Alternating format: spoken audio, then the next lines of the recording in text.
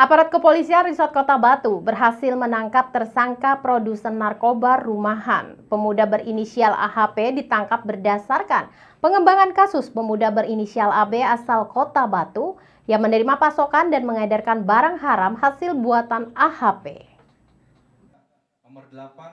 Warga asal Surabaya berinisial AHP ditangkap jajaran Satuan Narkoba Polres Batu lantaran terbukti telah memproduksi narkoba jenis pil Inex Happy Five. Tersangka AHP ditangkap di rumahnya di Babatan, Surabaya setelah satu tersangka pria berinisial AB asal Kota Batu ditangkap sebelumnya oleh petugas lantaran menerima pasokan narkoba dari tersangka berinisial AHP. Tersangka AHP di hadapan petugas mengaku jika dirinya belajar meracik narkoba jenis pil Inex dan Happy Five, belajar dari temannya yang berada di Lembaga Pemasyarakatan Porong via handphone.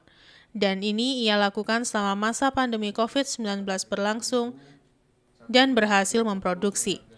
Dari hasil penangkapan tersangka AHP, aparat kepolisian Resort Kota Batu berhasil mengamankan 58 pil jenis Inex, 58 pil Happy Five, serbuk Inex, serta sabu-sabu seberat 40 gram, cairan aseton, dan alkohol sebagai bahan narkoba. Kamu ini yang di Surabaya ya?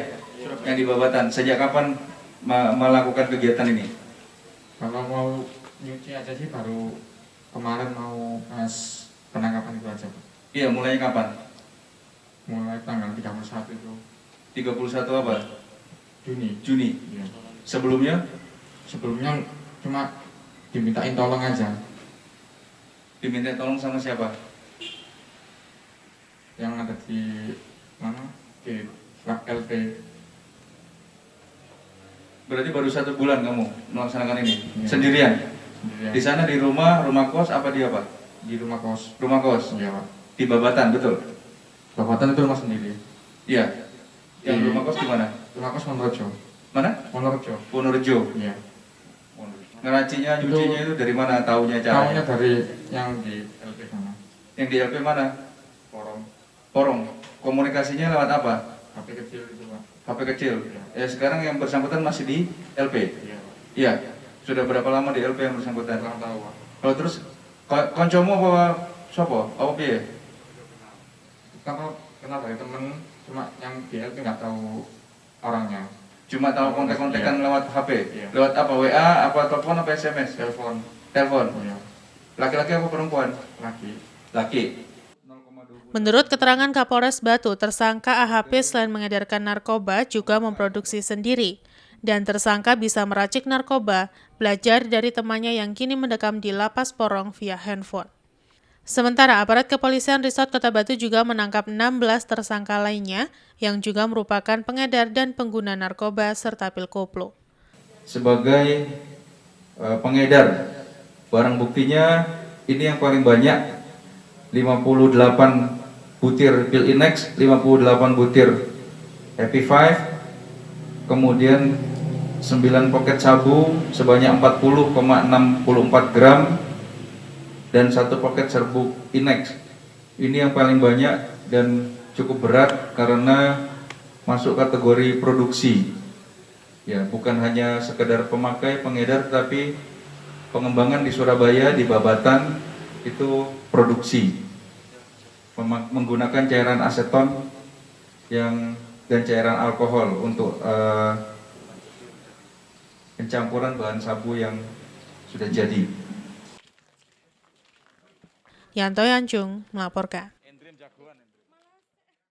Salah seorang mahasiswa di Kota Malang diringkus petugas kepolisian Satreskor Polresta Malang Kota karena menanam pohon ganja di kamar kos miliknya. Dari penangkapan pelaku, polisi menyita 1 pohon dan bibit ganja. Mahasiswa yang berhasil diringkus polisi berinisial ENP berusia 27 tahun, warga desa Sukamulyo, Kabupaten Lamongan. Ia ditangkap karena menanam pohon ganja di kamar kosnya di Jalan MT Haryono, Kota Malang. Dari penangkapan pelaku ini, polisi menyita 1 pohon ganja berukuran 32 cm yang ditanam di pot dan sejumlah bibit ganja. Mahasiswa salah satu perguruan tinggi swasta di Kota Malang ini ditangkap berkat informasi dari masyarakat yang melihat pelaku menanam ganja. Sehingga polisi kemudian melakukan penangkapan terhadap pelaku. Pelaku sendiri mengaku pohon dan bibit ganja ini dibeli dari seseorang berinisial A.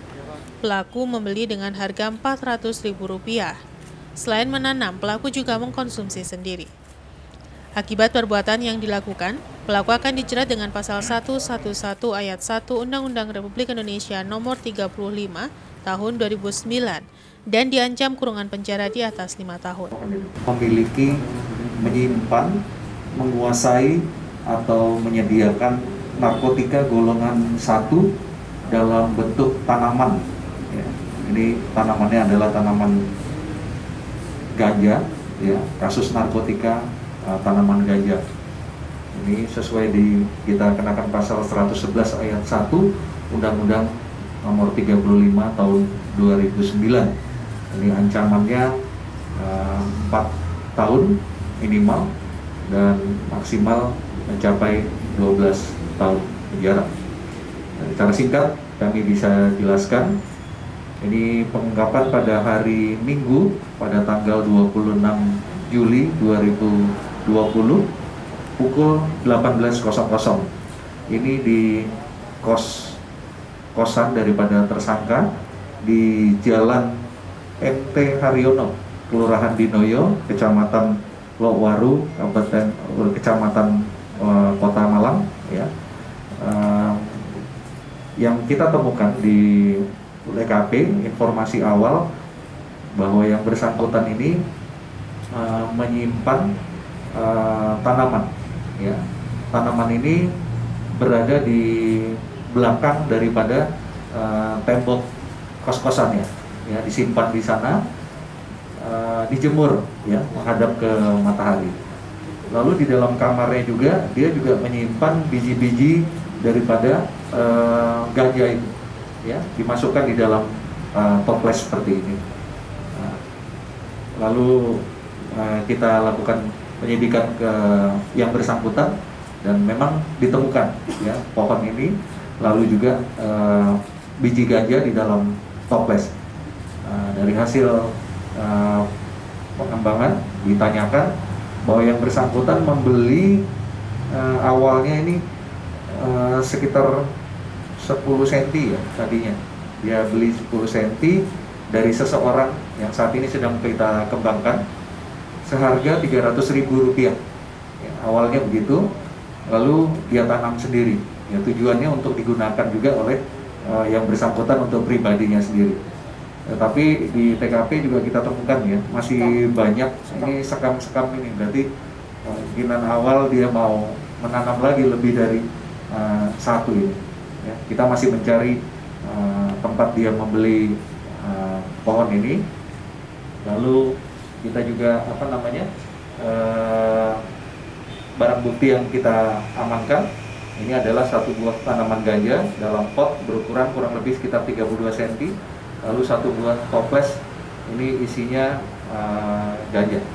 Ya, saat ini sudah kita proses dan kita lakukan penahanan. Simon Alfredo melaporkan. Di tengah pandemi COVID-19, jumlah penderma di Masjid Agung An-Nur Kota Batu cukup banyak dan tidak berkurang jika dibanding tahun lalu. Tahun ini Masjid Agung An-Nur Kota Batu memotong 7 ekor sapi dan 10 ekor kambing, yang semuanya merupakan sumbangan dari jamaah masjid. Perayaan Hari Raya Idul Adha 1441 Hijriah tahun ini dirayakan dalam masa pandemi COVID-19. Takmir Masjid Jami Agung An-Nur Kota Batu sempat khawatir jumlah hewan kurban akan berkurang karena minimnya penyumbang di masa pandemi. Namun kekhawatiran itu tidak terbukti karena meski di tengah pandemi, jumlah penderma yang menyumbangkan hewan kurban cukup banyak dan tidak berkurang jika dibanding dengan tahun lalu.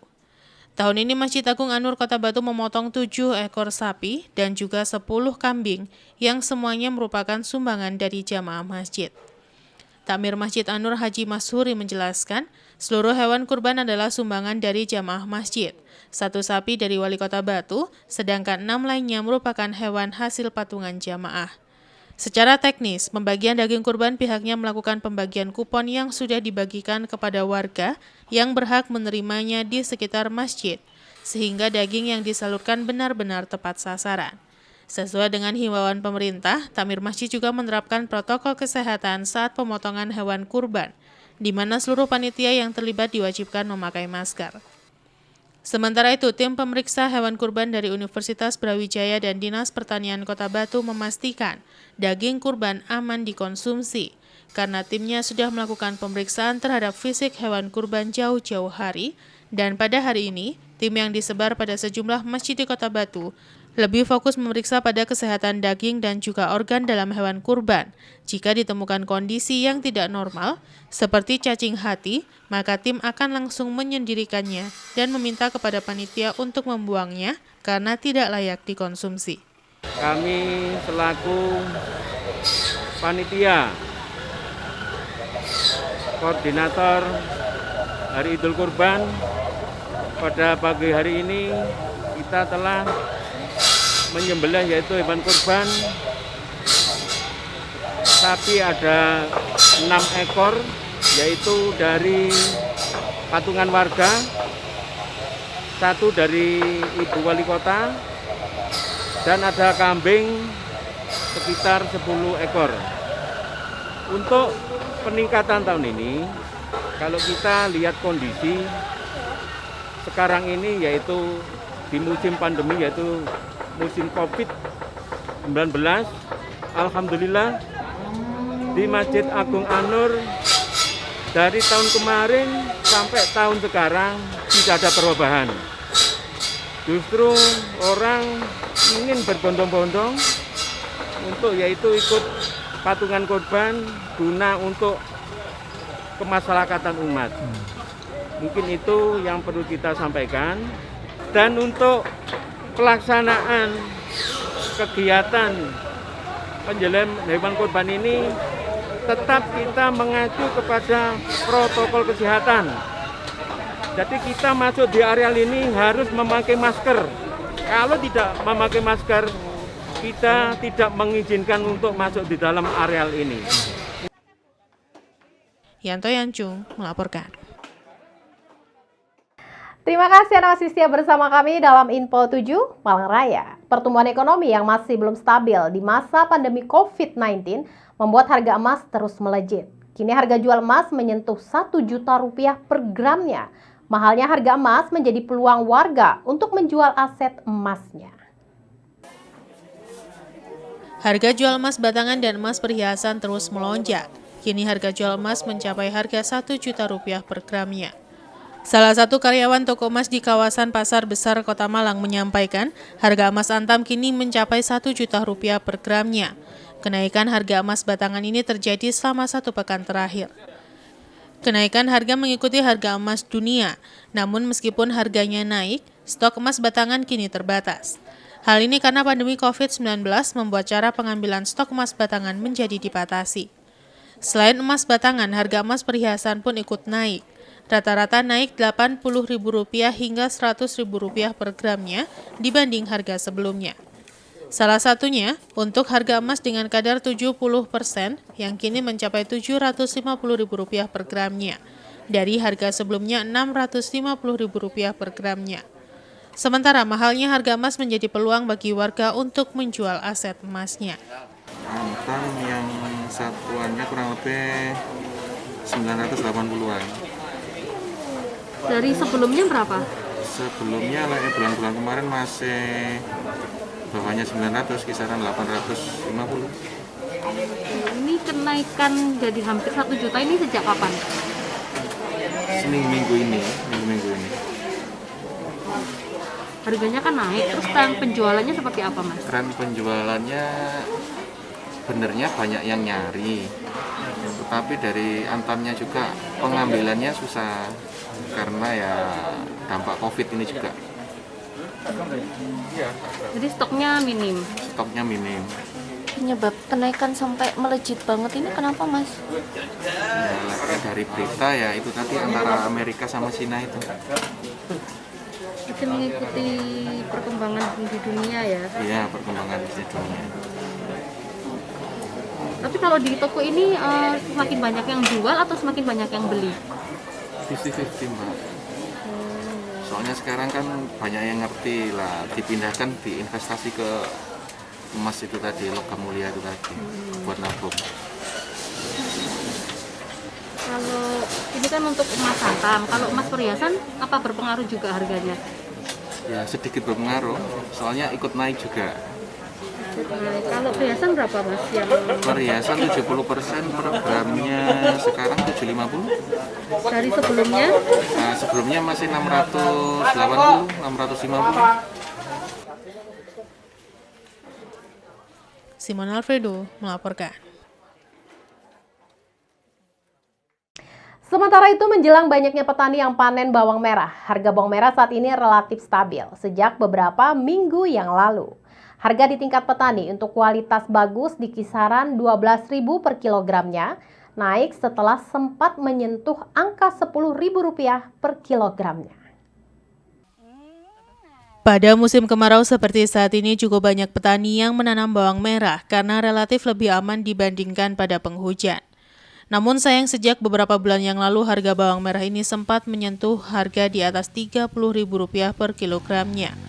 Harga ini kemudian turun beberapa minggu yang lalu dan sempat berada di harga Rp10.000 serta ada kenaikan kembali menjadi Rp12.000-an per kilogramnya. Hal ini termasuk harga biasa tetapi untuk modal sudah kembali plus sedikit keuntungan. Menurut salah seorang petani menjelaskan, musim kemarau berdampak pada tanaman bawang, sehingga jika kekurangan air maka tanaman tidak bisa tumbuh normal dan hasil panen akan turun drastis. Di kawasan lahan pertanian Gading Kulon terlihat cukup banyak petani menanam bawang merah dan banyak yang sudah siap panen.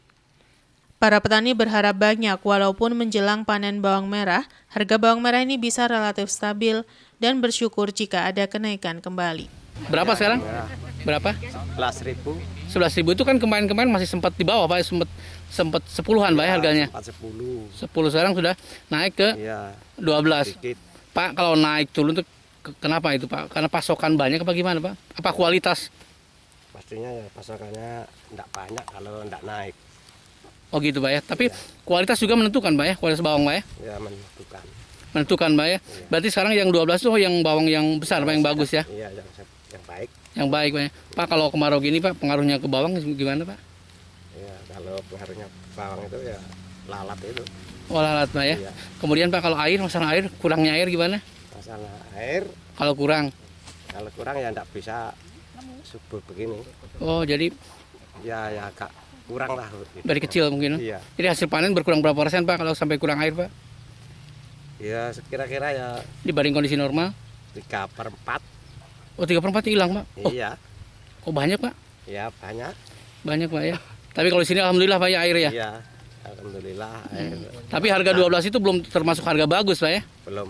Harga murah. harga murah Pak ya untuk barang Pak. Iwan Hikmawan melaporkan.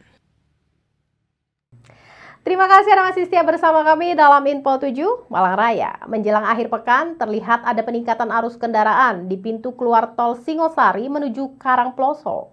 Sejak dibukanya kembali beberapa kawasan wisata dan hotel di Kota Batu, menyumbang ramainya kembali arus kendaraan menuju Kota Batu.